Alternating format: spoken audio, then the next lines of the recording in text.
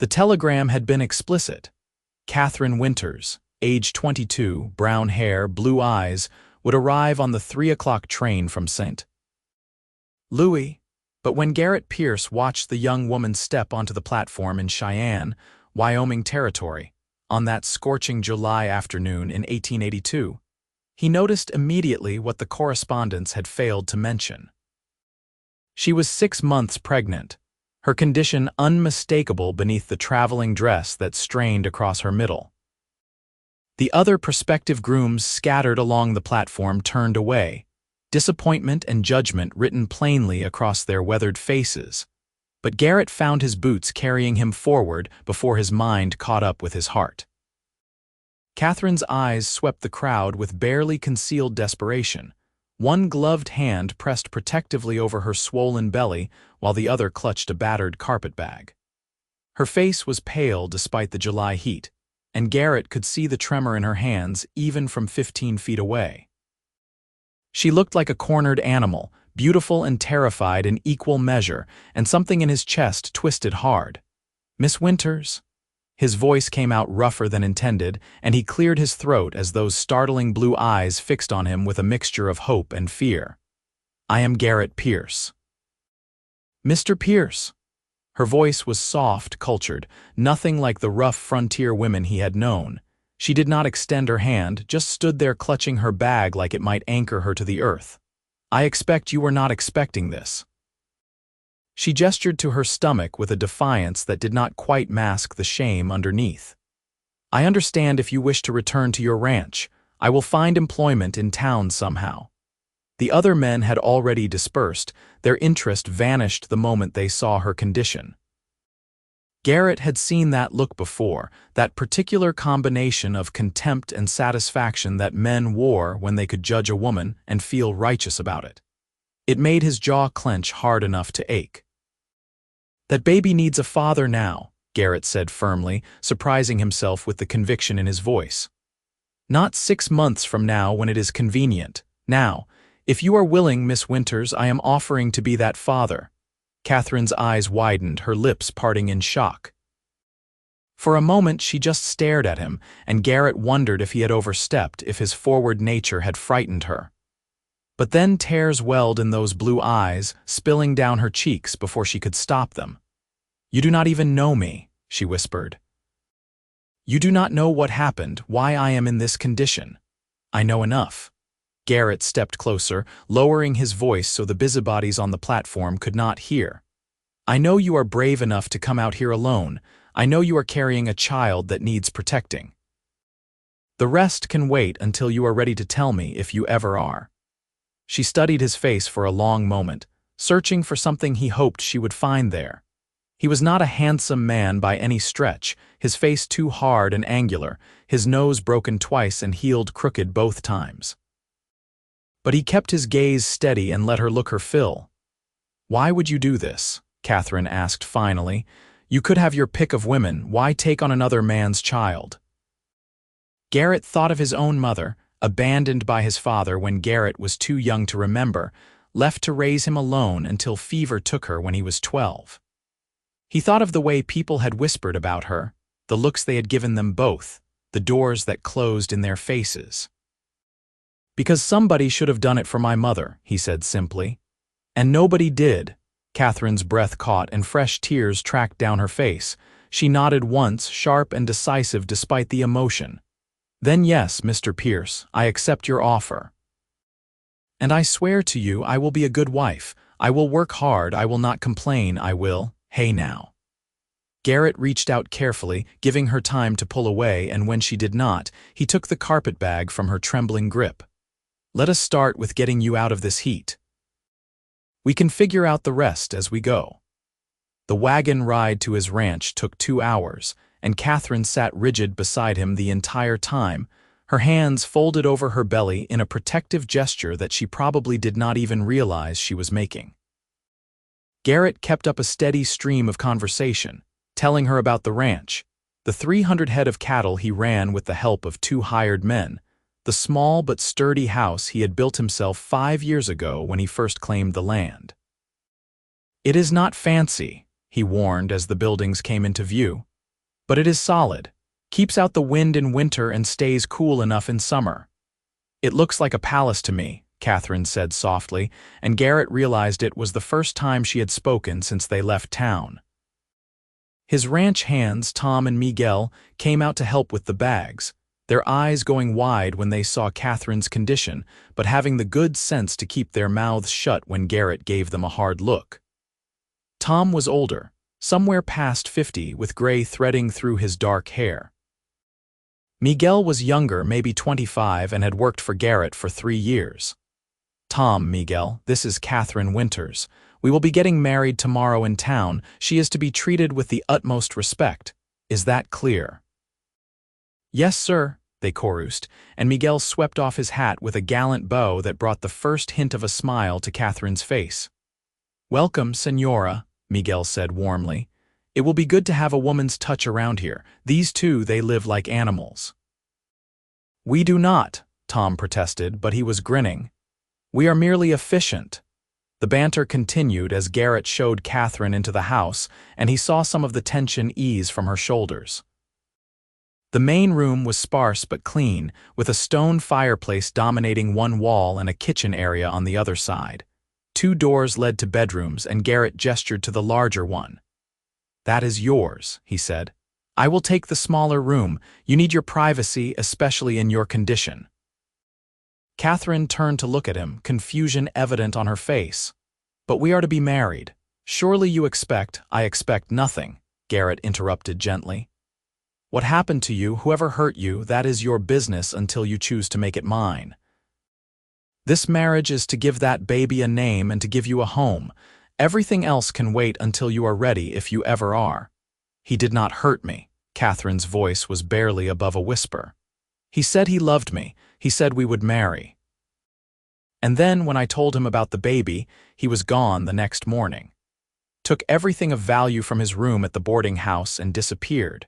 His name was not even really John Carter.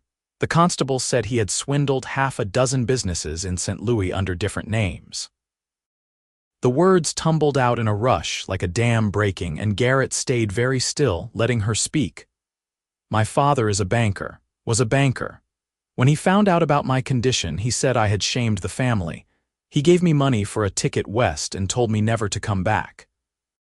My mother cried, but she did not argue with him. She never argued with him.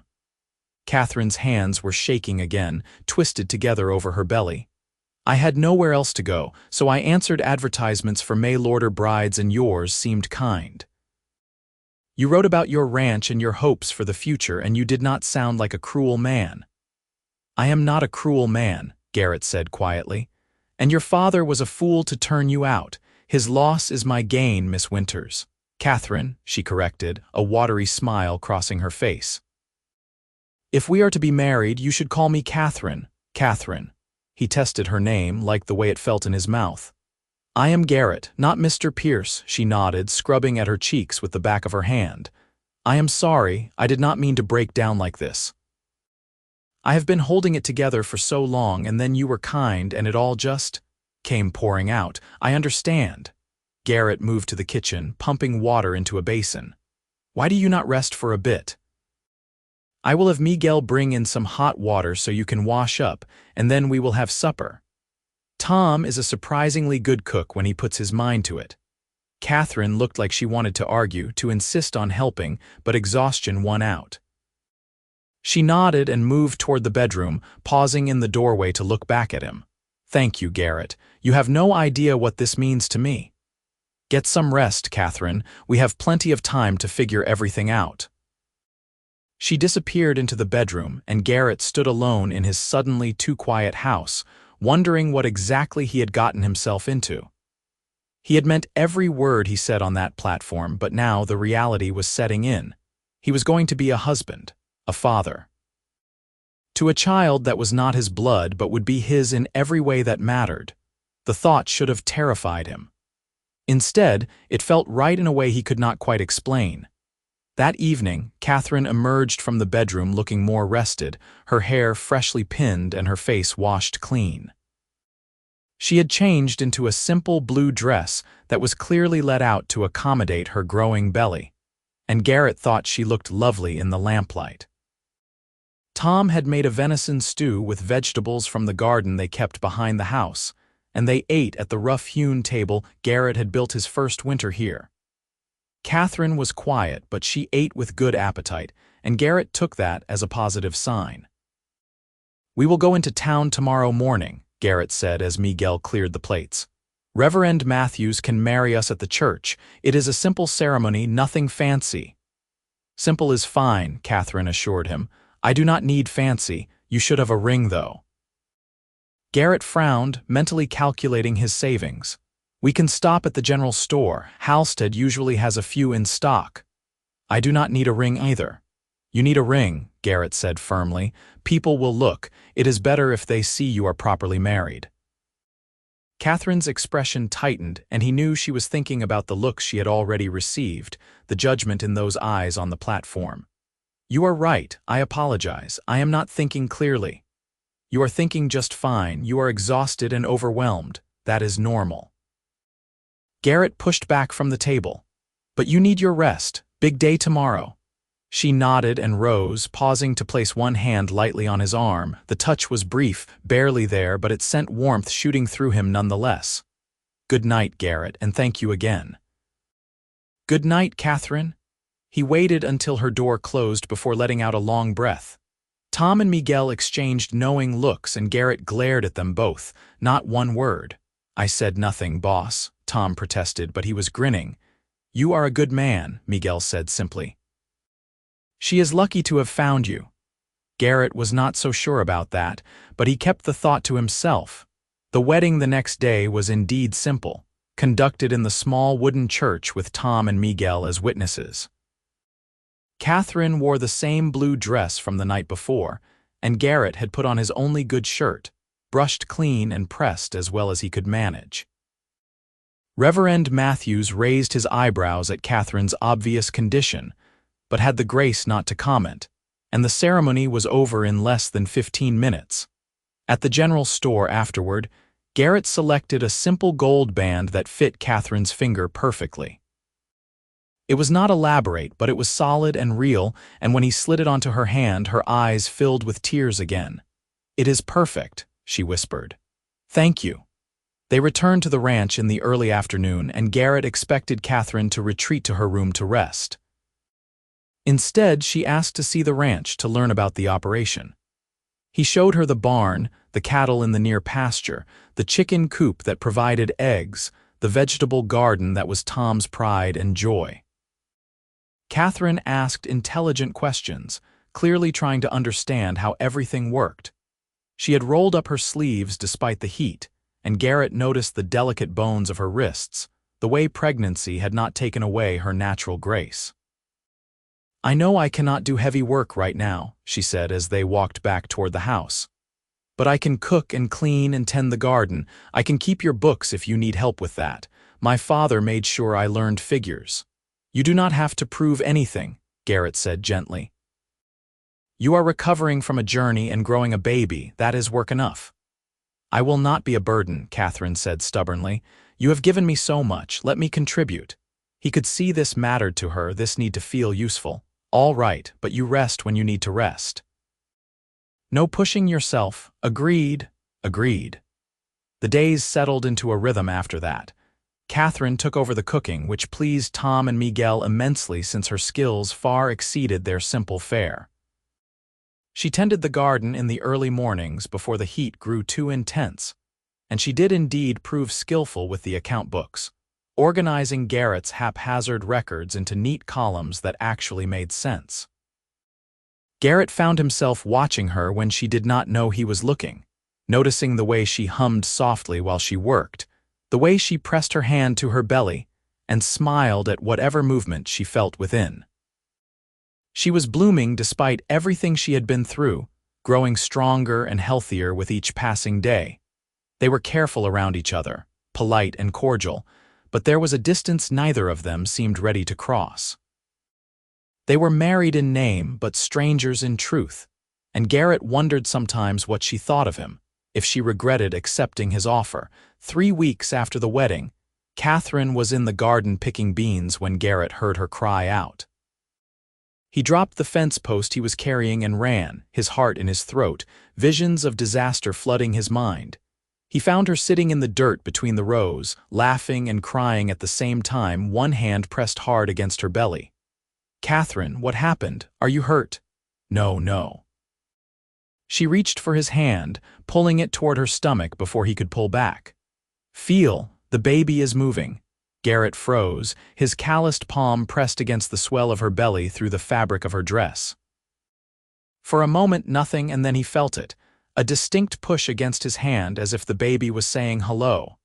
"Oh my Lord," he breathed, wonder flooding through him. "I felt it. I felt the baby move." Catherine was beaming through her tears, more radiant than he had ever seen her. "Isn't it marvelous? I have felt flutters before, but this was a proper kick. The baby is strong." Garrett stayed there, kneeling in the garden dirt with his hand on her stomach, feeling the miracle of life moving beneath his palm. In that moment, something shifted inside him, something fundamental and irreversible. This was his child. Not by blood, but by choice, by commitment. And Catherine was his wife, and he would protect them both with everything he had.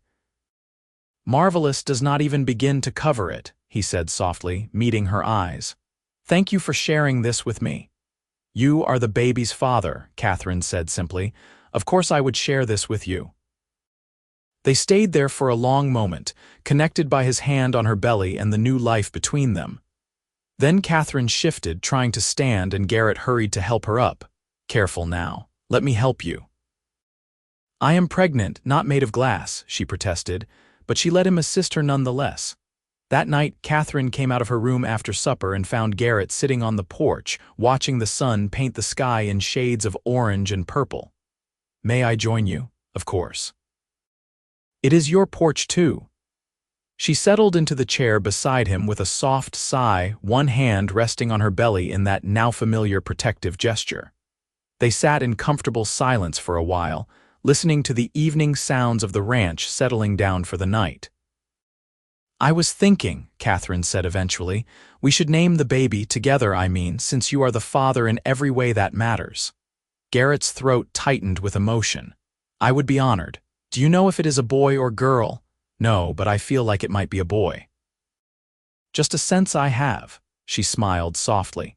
"What do you think of James? James Pierce?" "James is a good, strong name," Garrett agreed. "And if it is a girl, I always liked Eleanor after my grandmother, who was the only one who was kind to me when everything fell apart." "James or Eleanor Pierce?" Garrett tested the names, found them both perfect. "Our child will have a good name." "Our child," Catherine repeated softly, and there was wonder in her voice, as if she was just now truly believing it. August melted into September, and the fierce heat began to ease into something more manageable. Catherine's belly grew rounder, and Garrett found himself increasingly protective, insisting she rest more, do less.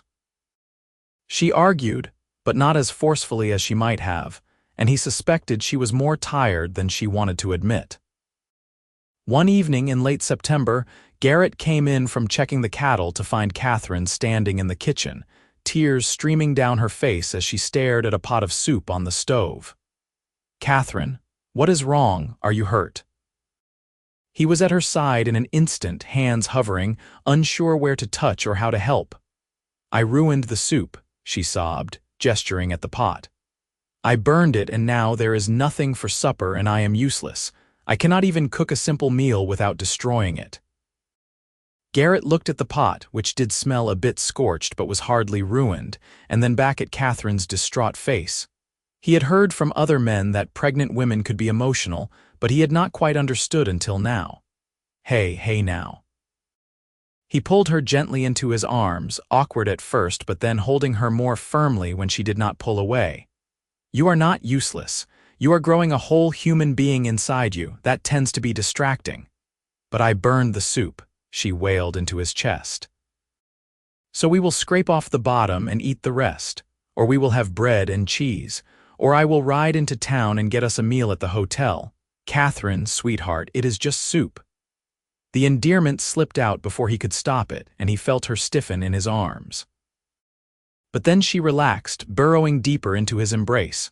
I am being ridiculous. You are being pregnant. There is a difference. He stroked her hair carefully, marveling at how soft it was beneath his rough hands. It is all right to fall apart sometimes. That is what I am here for. She pulled back to look at him, her eyes red and puffy but searching his face with an intensity that made his breath catch. You are so good to me, Garrett, so much kinder than I ever expected, than I deserved. You deserve everything, he said fiercely.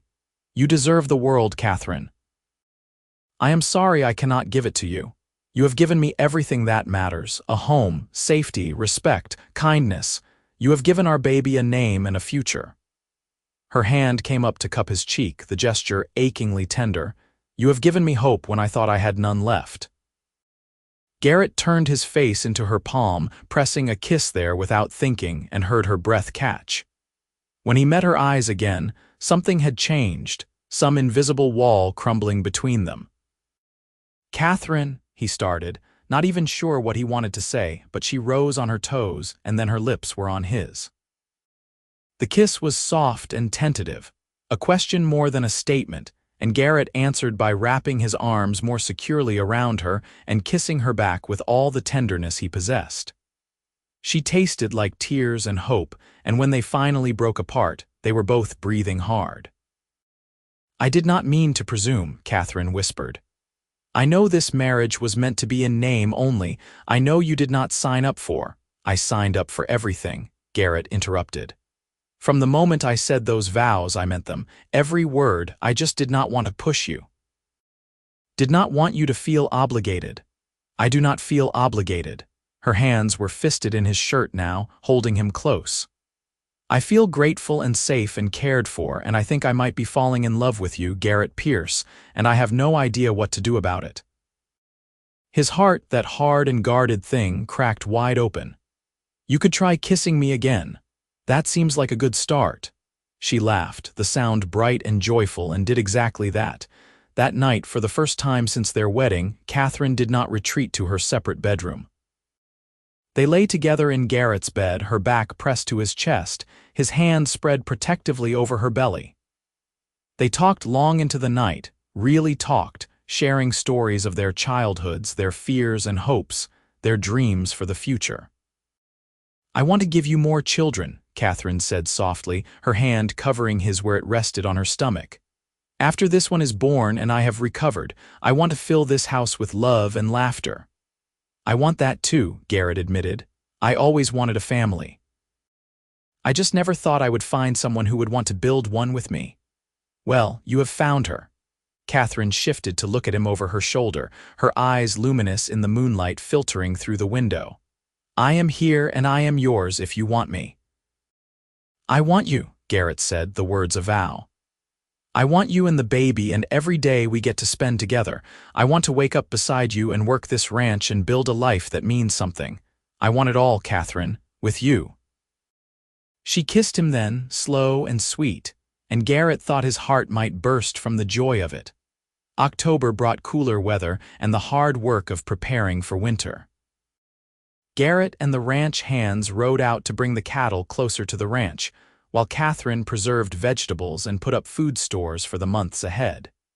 She was moving more slowly now, her belly huge and heavy, but she never complained. Doc Harrison came out from town to check on her in mid-October, pronouncing her healthy and the baby strong. Should be any time now, he said, packing up his medical bag. This baby has dropped and I would wager you have less than a month left. Catherine looked both excited and terrified at the prospect, and Garrett squeezed her hand reassuringly. We will be ready, he promised. Whatever you need. Just you, Catherine said simply. Just you being here. That is what I need. The baby came on a cold November night, 3 weeks after Doc Harrison's visit. Catherine's water broke during supper, and Garrett sent Miguel racing to town for the doctor, while he and Tom did their best to help Catherine through the early stages of labor. She was incredibly brave, Garrett thought, watching her breathe through the contractions, her face pale but determined. He held her hand and let her squeeze until his bones ached, and he thought he would gladly endure 1,000 times the pain if he could take it from her. Doc Harrison arrived 2 hours later to find Catherine in the bedroom, pacing between contractions, Garrett hovering anxiously beside her. "Everything looks good," the doctor announced after examining her. "You are progressing well, young lady. Should have a baby by morning, I would say." Morning felt like a lifetime away. The hours dragged on, Catherine's pain intensifying until she was crying out with each contraction. Garrett stayed by her side through all of it, wiping her face with cool cloths, murmuring encouragement, being whatever she needed him to be. "I cannot do this," she gasped at one point, her face streaked with tears and sweat. "It hurts too much. I cannot." "Yes, you can," Garrett said firmly, gripping both her hands and forcing her to look at him. "You are the strongest person I know, Catherine Pierce. You came all the way out here alone and scared, and you have built a life from nothing. You can do this. And I am right here with you. I am not going anywhere." She nodded, drawing strength from his certainty, and bore down with the next contraction. Dawn was just breaking when their son finally entered the world, squalling and red-faced and absolutely perfect. Doc Harrison cleaned him quickly and placed him on Catherine's chest, and Garrett felt tears streaming down his face as he looked at his family. "James," Catherine whispered, her finger tracing the baby's tiny face. "Our James." "Our James," Garrett agreed, his voice thick with emotion. "He is perfect. You are perfect. Thank you, Catherine. Thank you for giving me this." "We gave it to each other," she corrected, smiling up at him with exhausted joy. "We made this together." James was a good baby, all things considered. He ate well and slept in reasonable stretches, and Garrett was utterly besotted from the first moment. He changed diapers and walked the floor at night when James was fussy, and he sang off-key lullabies that somehow still soothed the baby to sleep. Catherine watched him with their son, and the love in her eyes made Garrett feel 10 feet tall. "You are a natural," she said one evening, watching Garrett cradle James against his broad chest. "I am terrified I am going to break him," Garrett admitted. "He is so small. He is perfect, and you are perfect with him." Catherine came to stand beside them, resting her head on Garrett's shoulder. "I thank God every day that I stepped off that train and you were there waiting. Best day of my life," Garrett said, pressing a kiss to her hair. "The day I got my family." Winter settled over the ranch, bringing snow and cold, but also a sense of cozy contentment. The three of them spent long evenings by the fire, Garrett working on tack repairs while Catherine mended clothes or knitted, James sleeping peacefully in a cradle Garrett had built with his own hands. Christmas came, and Garrett surprised Catherine with a present he had ordered from a catalog, a locket on a delicate gold chain. Inside, he had placed a tiny photograph of the three of them, taken by the traveling photographer who had come through town in November. "So you can keep us close to your heart," he said as he fastened it around her neck. Catherine cried, of course, and gave him his present. A new pair of leather gloves she had stitched herself, with his initials carefully tooled into the cuffs. "I know they are not fancy," she said anxiously. "But I thought, they are perfect," Garrett interrupted, pulling her into his arms. "Everything you give me is perfect." That night, with James sleeping soundly in his cradle and snow falling softly outside, they made love for the first time since the baby's birth. It was slow and tender, a reaffirmation of everything they had become to each other, and afterward Catherine lay in his arms and whispered, "I love you, Garrett Pierce, with everything I am." "I love you too," he replied, the words coming easily now. "More than I ever thought possible." Spring arrived eventually, as it always did, bringing new life to the ranch. The cattle had made it through the winter well, and several cows were pregnant, promising to increase the herd. The garden came back to life under Catherine's capable hands, and James grew bigger and more alert, his eyes following his parents around the room. One warm April afternoon, Garrett came in from the fields to find Catherine sitting in the rocking chair, James at her breast, a thoughtful expression on her face. "What are you thinking about?" he asked, leaning down to kiss her forehead. "I am thinking about how different my life is now compared to a year ago," Catherine said softly. A year ago, I was in St. Louis, pregnant and terrified and alone. My father had disowned me, the man I thought loved me had abandoned me, and I had no idea what would become of me. And now I am sitting in my own home, feeding my son, waiting for my husband to come in from the fields. I have a family who loves me and a future that looks bright. She looked up at him, her eyes shining. You saved me, Garrett. You and your kind heart saved me. We saved each other, Garrett corrected, pulling up a chair beside her. I was just existing before you came, going through the motions. But you and James, you gave me purpose. You gave me a reason to build something that lasts. James finished nursing and promptly fell asleep, milk-drunk and content. Catherine laid him in the cradle and turned back to Garrett, taking both his hands in hers. I want to tell you something, she said, her expression serious, and I need you to listen to all of it before you respond. Garrett's heart clenched with sudden worry. What is it? Are you all right? Is something wrong? Nothing is wrong. Everything is right, actually. She squeezed his hands. I went to see Doc Harrison in town last week when I took the eggs to sell. Are you sick? No, I am pregnant again. Garrett's mind went blank for a moment, and then joy exploded through him like fireworks. Pregnant, already, but James is only 5 months old. I know the timing is not ideal, Catherine said quickly. I know it will be hard having 2 babies so close together, and I know we will struggle financially with another mouth to feed, but Garrett, I am so happy. I want this baby so much, and I hope you. He silenced her with a kiss, pouring all his joy and love into it. When they broke apart, they were both grinning like fools. Are you happy? Catherine asked, needing to hear him say it. Happy does not begin to cover it. Garrett placed his hand on her still flat belly. Another baby, our baby, Catherine, I could not be more thrilled if I tried. Even though money will be tight, we will manage. We always do. He pulled her into his lap, careful of her stomach even though there was nothing to see yet. Tom and Miguel can take on more responsibility with the cattle. You will rest as much as you need to. And James will have a playmate close to his age. It is perfect, Catherine. All of it is perfect. She rested her head on his shoulder, her hand covering his where it lay on her stomach.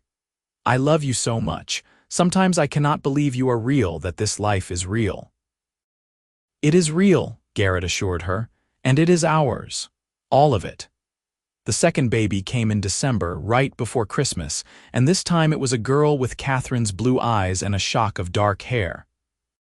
They named her Alina after Catherine's grandmother, and Garrett thought his heart might simply give out from the overwhelming love he felt holding his daughter for the first time.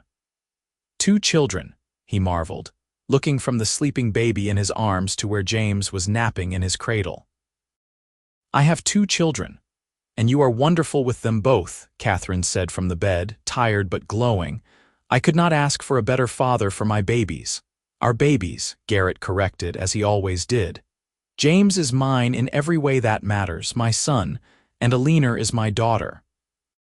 They are both ours. Catherine smiled, that soft, secret smile she saved just for him. Our babies, our family, our life. The years that followed were full and rich, marked by hard work and simple joys. The ranch prospered, growing from 300 head of cattle to over 500.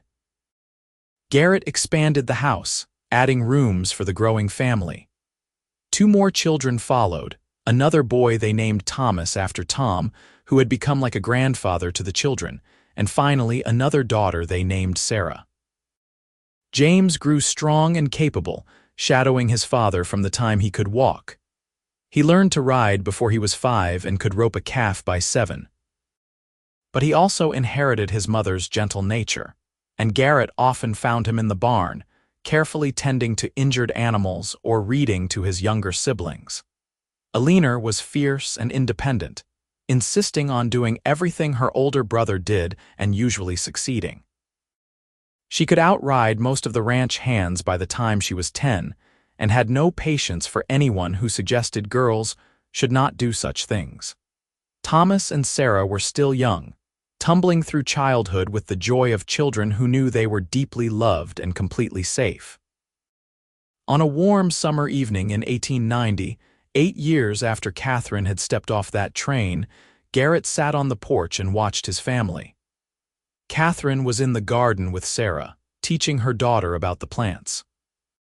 James and Thomas were in the corral, James patiently showing his younger brother how to sit properly on a horse.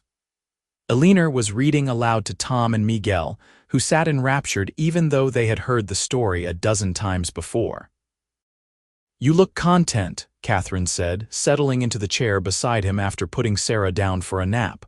"I am content. More than content, I am happy." Garrett reached for her hand, lacing their fingers together. "Every single day I thank God that I was on that platform 8 years ago. That I had the courage to step forward when everyone else stepped back. That baby needs a father now," Catherine quoted softly, her eyes distant with memory. "That is what you said to me, and you were right. James did need a father, he needed you. And I needed him, I needed all of you." Garrett pulled her closer and she came willingly, settling against his side. "I was half a man before you came into my life, Catherine. You made me whole. We made each other whole," she corrected, tilting her face up for a kiss. "We saved each other." James rode past on his horse, Thomas behind him holding tight, both boys laughing. Eleanor had abandoned her book and was teaching Sarah a clapping game in the yard. The cattle lowed in the distance, and the sun painted everything in shades of gold. "This," Catherine said softly, gesturing to encompass everything around them. "This is what I dreamed of when I was a girl, a family, a home, love. I just never thought I would actually find it." "You found it," Garrett assured her, "and it is yours forever. You and me and our children and whatever life brings us next, we will face it together." "Together," Catherine agreed, and kissed him again as their children played in the Wyoming sunset. The years continued to roll past, bringing both challenges and triumphs.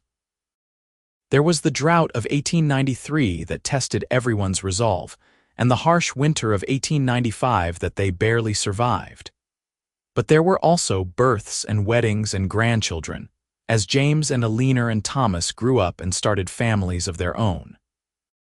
Sarah, the baby, surprised everyone by becoming a teacher and eventually opening a school right there on the ranch property, teaching not just her own nieces and nephews but children from neighboring ranches as well. Through it all, Garrett and Catherine remained the heart of the family, their love for each other deepening and maturing like fine wine. They celebrated their 25th wedding anniversary in 1907, surrounded by children and grandchildren, and Garrett looked at Catherine across the crowded table and saw the same woman who had stepped off that train a lifetime ago, brave and beautiful and his. "What are you thinking?" Catherine asked later, after everyone had gone home and they were alone on the porch once more. "I am thinking that I am the luckiest man alive," Garrett said honestly. "I am thinking that a quarter century ago I made the best decision of my life. And what decision was that? To step forward when everyone else stepped back, to see past your circumstances to the woman underneath, to offer you and James a home and a future." He took her hand, running his thumb over the simple gold band she still wore, "To love you." Catherine leaned into him, and they sat in comfortable silence as the sun set over the ranch they had built together. Somewhere in the distance, they could hear their grandchildren laughing, and the sound was sweeter than any music. "Do you ever regret it?" Catherine asked softly. "Regret taking on another man's child, regret tying yourself to a woman with no prospects and a scandal in her past. Never, not for one single second." Garrett turned her face toward his, making sure she could see the truth in his eyes. "James is my son. He has been from the moment you let me feel him kick in that garden. And you are my wife, my partner, my best friend. You are the love of my life, Catherine Pierce. There is nothing to regret, even when I burned the soup." She teased, referencing that long-ago evening when she had fallen apart in his arms. "Especially then," Garrett said seriously. "That was when I knew, when you let me see you break and trusted me to help put you back together. That was when I realized I was completely in love with you." "I loved you before that," Catherine admitted. "I think I loved you from the moment you said James needed a father, from the moment you chose us when you could have walked away. I never could have walked away, Garrett said. Not from you, not from any of this. They kissed as the stars began to appear overhead, and Catherine thought about the terrified girl who had stepped off a train with nothing but a battered carpetbag and a baby in her belly. She thought about the man who had seen past her shame to the person underneath, who had offered her not just charity but true partnership and love. "Thank you," she whispered against his lips, "for everything, for choosing me, for loving me, for giving me this beautiful life." "Thank you for saying yes," Garrett replied, "for trusting me, for building this life with me. You are my everything, Catherine, you always have been." In the house behind them, in frames on the walls and in photographs on the mantel, their life was documented. Catherine stepping off the train, young and frightened. Their wedding day, standing stiff and uncertain. The first photograph of them with James, Catherine's eyes full of love as she looked at Garrett holding their son. Each subsequent child, each milestone, each moment of joy captured and preserved, but no photograph could truly capture what they had built together. The love that had started with a simple act of kindness and grown into something unshakable. The family they had created, branch by branch. The legacy of compassion and acceptance and unconditional love that would carry on long after they were gone.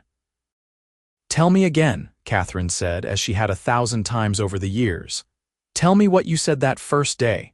Garrett smiled, pulling her close, and repeated the words that had changed both their lives.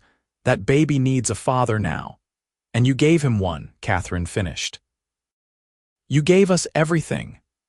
"We gave each other everything," Garrett corrected, and kissed her once more as the Wyoming stars wheeled overhead and the ranch settled into peaceful sleep around them. Their love story had started with an act of courage on a hot July day in 1882. When a cowboy looked at a pregnant mail-order bride and saw not shame but possibility, not scandal but hope. It had grown through years of hard work and tender moments, through children and grandchildren, through droughts and harsh winters, and every challenge life threw at them. And now, decades later, sitting on the porch of the home they had built together, surrounded by the evidence of their love, Garrett and Catherine Pierce knew they had found something rare and precious. A love worth fighting for, a family worth building, a life worth living together. Always together, the way it was meant to be from the moment she stepped off that train and he stepped forward to meet her, saying the words that would bind them together forever. That baby needs a father now, and he had been that father and so much more. He had been her partner, her protector, her best friend, and the love of her life. Just as she had been all those things for him, their story was complete, their circle closed, their love eternal. And if someone had asked either of them if they would change a single moment of their journey together, the answer would have been swift and certain. Not 1 second, not 1 tear, not 1 challenge. Because every moment had led them here, to this porch, to this love, to this life. And it was perfect.